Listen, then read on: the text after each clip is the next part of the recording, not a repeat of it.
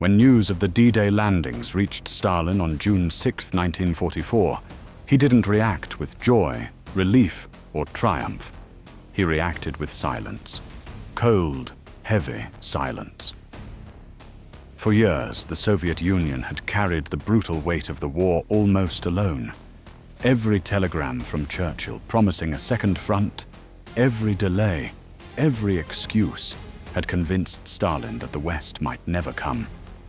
So when the message finally arrived, the invasion has begun. His advisors expected an explosion of emotion. Instead, Stalin leaned back, stared at the report, and simply asked, "How large is the landing?" No smile, no celebration, only calculation. Because to Stalin, D-Day wasn't a miracle. It was a question. Why now?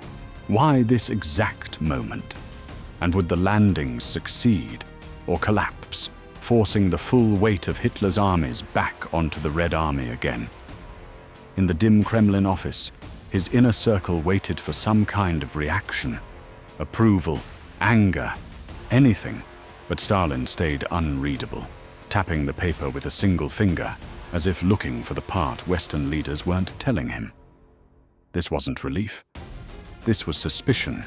The message that confirmed the landings came through the American ambassador, Averell Harriman. He was one of the few Westerners Stalin tolerated. And even он заметил, что в тот момент вождь выглядел не удивленным, а настороженным. Harriman handed over the report. Allied troops had landed in Normandy. The operation was underway, casualties unknown, outcome uncertain. Molotov waited for Stalin to respond first, always. Beria watched with the stillness of a predator. Stalin finally spoke. "Tell Churchill I welcome the operation." That was the official version. Polite, restrained, diplomatically perfect. But when the door closed and only his inner circle remained, his tone shifted instantly. They delayed as long as they could.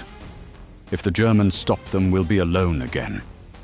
He wasn't angry. He was evaluating, calculating whether the West had committed fully, or whether this was a limited strike, a gesture designed more to prevent Soviet collapse than to actually defeat Germany in the West. To the advisors standing around him, the message was clear. D-Day had begun, but Stalin didn't trust it. Not yet. To understand why Stalin reacted this way, you have to look at the map of 1944 through his eyes. The Red Army was pushing west in a massive, grinding advance. Every kilometer cost lives. Whole fronts were stretched thin. Supplies were strained to the point of breaking. And Stalin knew one brutal truth. If D-Day failed, the Germans could shift over 1 million soldiers back to the Eastern Front. That fear shaped everything. He had seen it before. Every time the West hesitated, every time there was another delay in opening the Second Front, the consequences fell directly on Soviet troops. So when he heard the landings had begun, his mind didn't go to victory. It went to risk. To him, the invasion wasn't a promise finally kept. It was a gamble. Were the Allies fully committed? Would they reinforce the beachhead fast enough? Or would Normandy collapse like Dieppe in 1942? Another disaster pinned on Western incompetence while the USSR bled. Stalin paced slowly across the room, lighting a cigarette. If they succeed, good. If they fail... He didn't finish the sentence. He didn't have to. Everyone in that room understood. The future of the war, and the balance of power after it, depended on whether the Allies survived their first 48 hours in France. While Stalin dissected every detail of the Normandy landings, the reaction in London and Washington was completely different. Churchill was euphoric.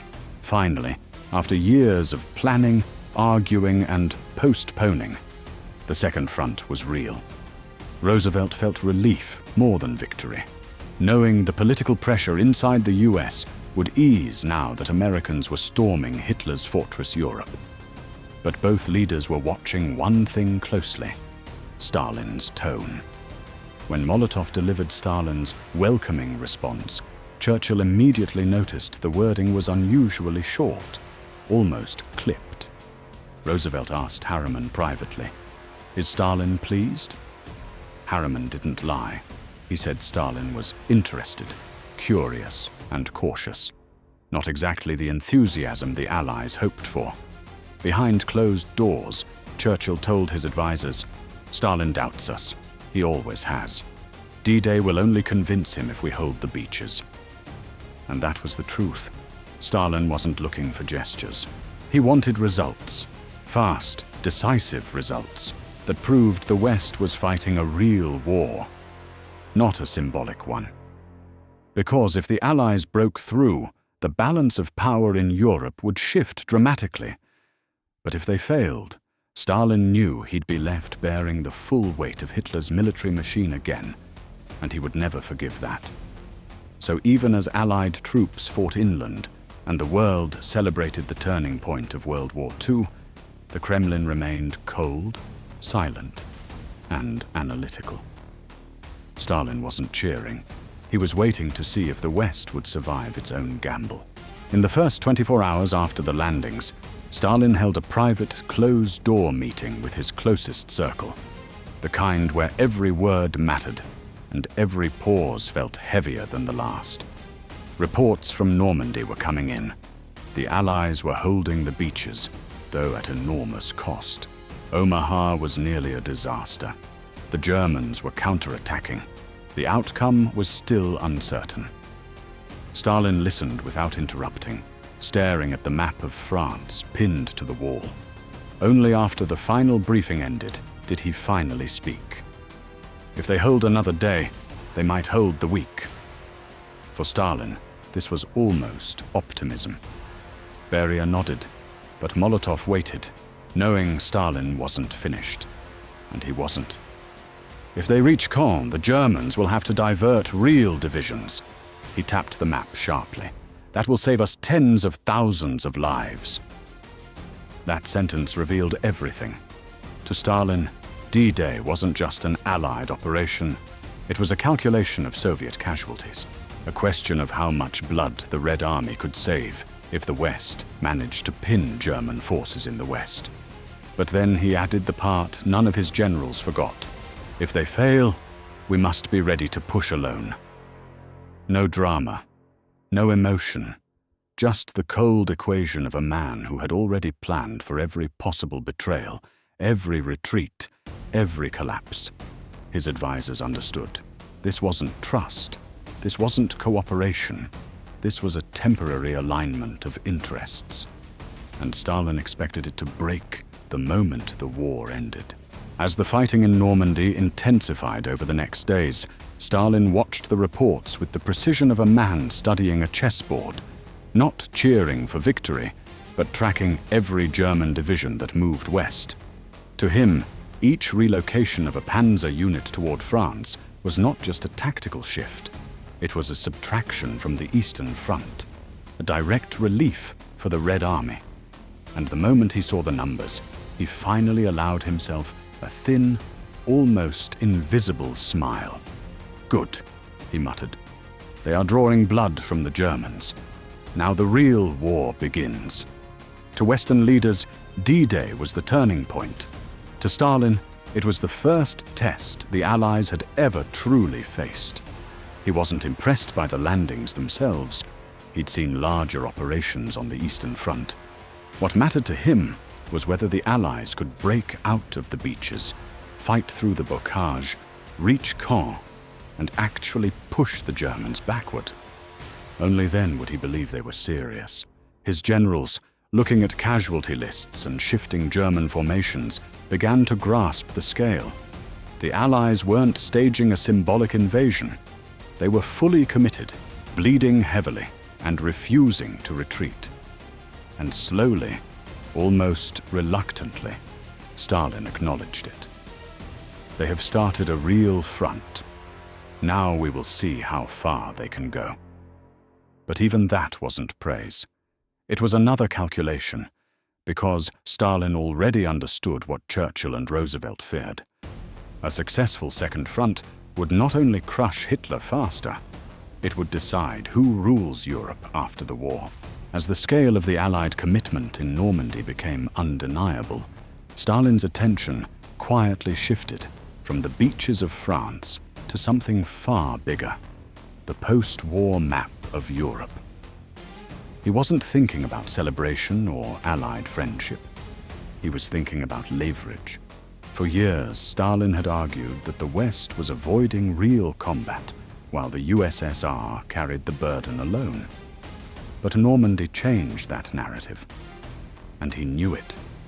If the Allies advanced deep into France, if they liberated Western Europe, if they reached Germany from the west at the same time the Red Army approached from the east, then the future of Europe would be divided, not by ideology, but by geography.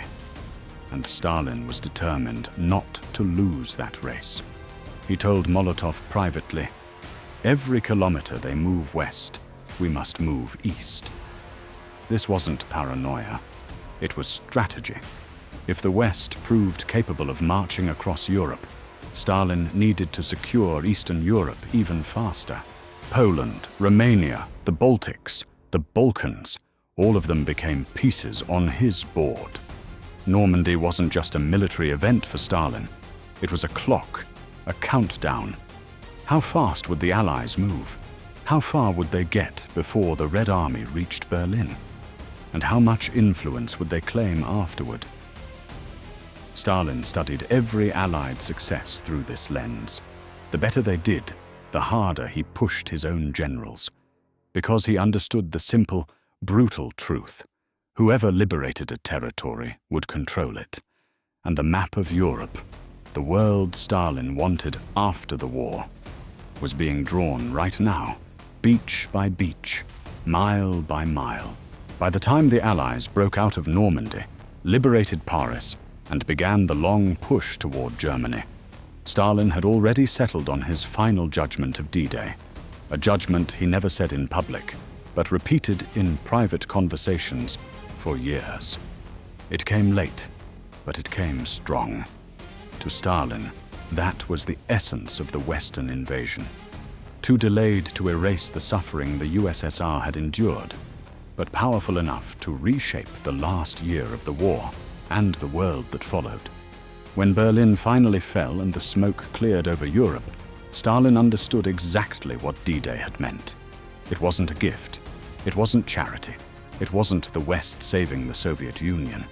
It was the moment the Allies proved they were ready to fight, truly fight, and not leave the Eastern Front to bleed alone. But even then, Stalin never dropped his suspicion. He never believed the alliance was anything more than temporary necessity. And he saw the post-war world, the division of Europe, the coming Cold War, as the natural outcome of everything that began on that June morning in 1944. In the end, Stalin's reaction to D-Day wasn't triumph, joy, or gratitude. It was calculation. The calculation of a man who knew the landings would change the war, and who was already thinking about the world after the war.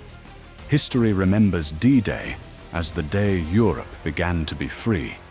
Stalin remembered it as the day the real competition began.